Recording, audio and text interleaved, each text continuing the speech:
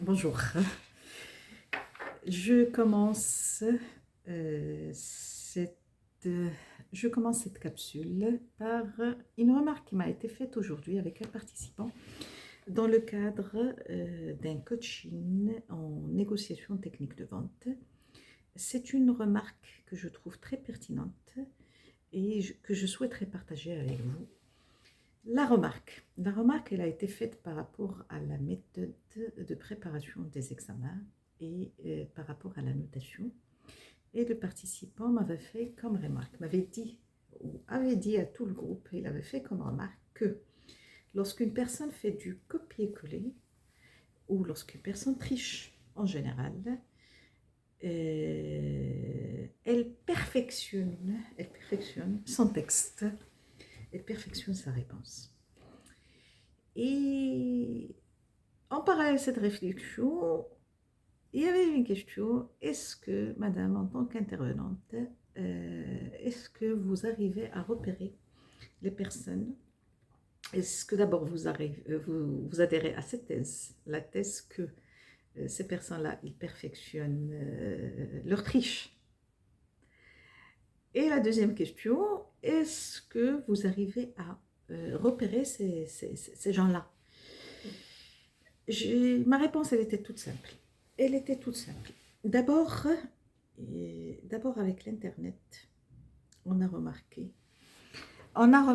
qu'il y a beaucoup de malhonnêteté, et je le répète, parce que pour moi, une triche, c'est une malhonnêteté. Il y a beaucoup de malhonnêteté au niveau des différents participants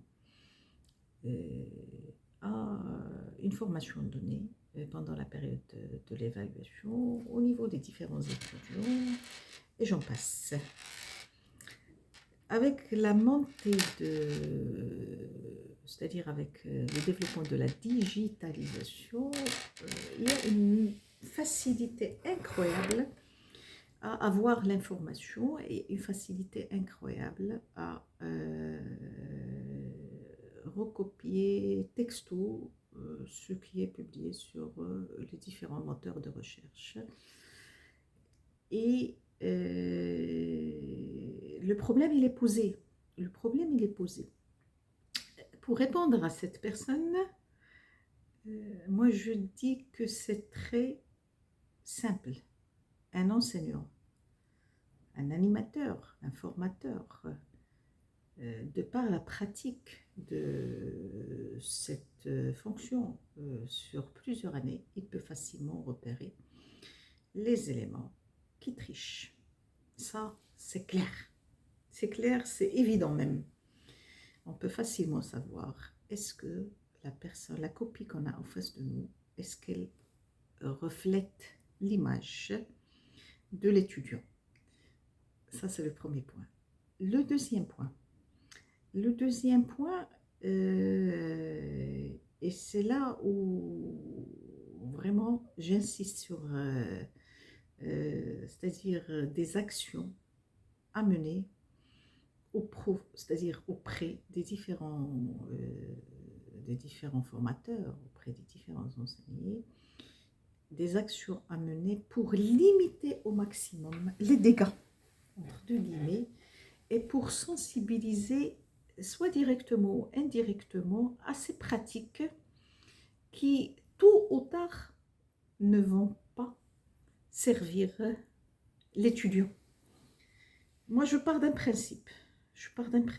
Que c'est la compétence qui paie, c'est l'effort qui paie, c'est l'engagement qui paie.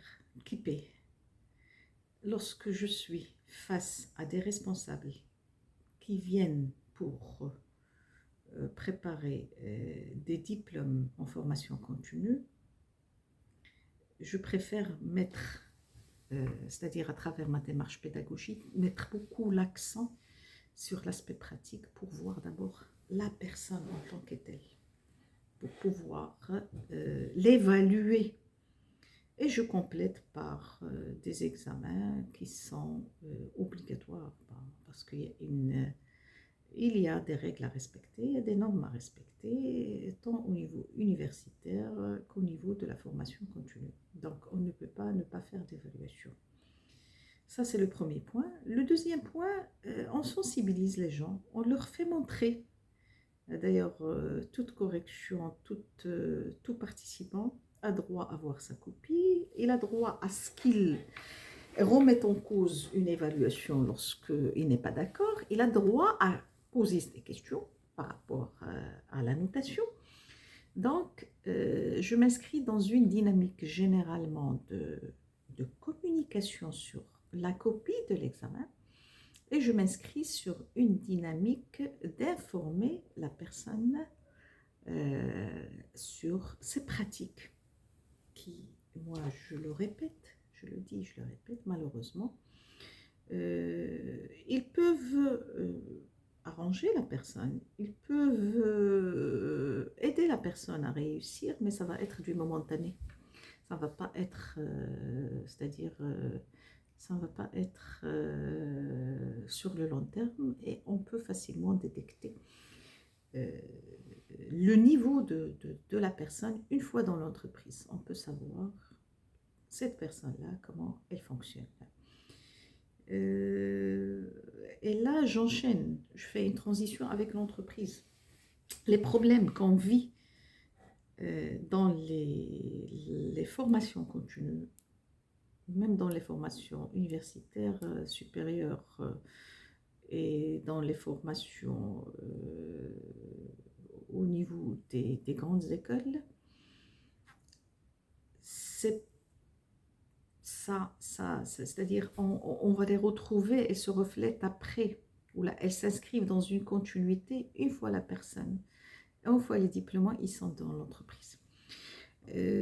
Et malheureusement, on est en train, à travers ces pratiques, on est en train de nourrir une médiocratie qui s'installe dans l'entreprise et à laquelle adhèrent même des managers.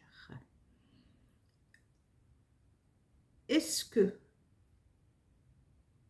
il faut fermer les yeux sur cette médiocratie ou il faut sensibiliser sur la chose? Moi, je suis pour la deuxième attitude, à savoir, j'en parle, je sensibilise, je tire la sonnette d'alarme.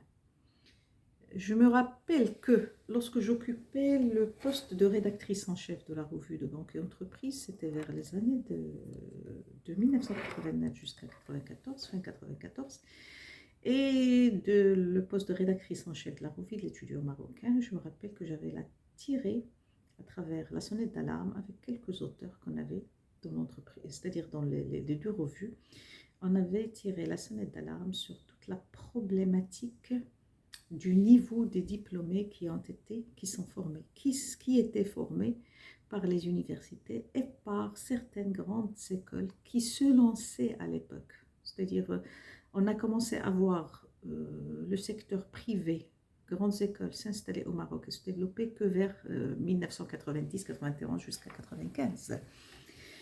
Et je me rappelle qu'il y avait un article qui était fait par un professeur universitaire, en même temps directeur d'un département à l'université des sciences juridiques et économiques de Tariq Jdida, et où il avait dit que l'université formait des chômeurs, et où il avait soulevé cette problématique, ajoutée à d'autres problématiques qui sont la problématique de l'adéquation formation-emploi.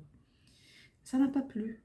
Ça n'a pas plu, mais cette personne avait raison. Avait raison.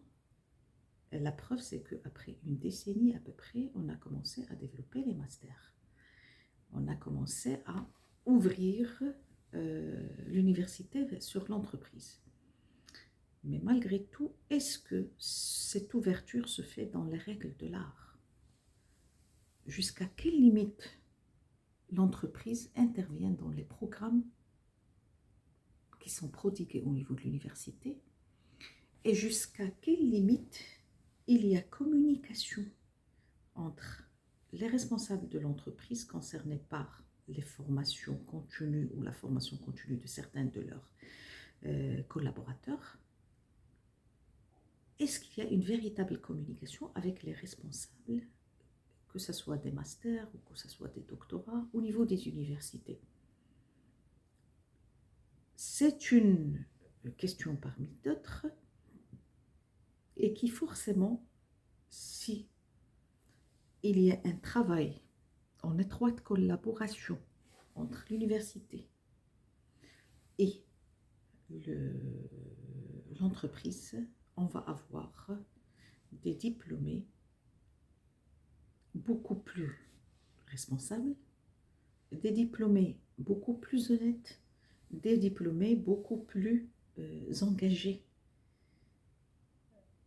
Donc, je vous laisse réfléchir à toutes ces idées. Je préfère les appeler des idées. Et je reste ouverte à tous vos commentaires, à vos questionnements. Et pourquoi pas l'organisation d'un Zoom sur la problématique de la triche au sein des universités et au sein des écoles d'enseignement supérieur. Et je vous dis à très bientôt.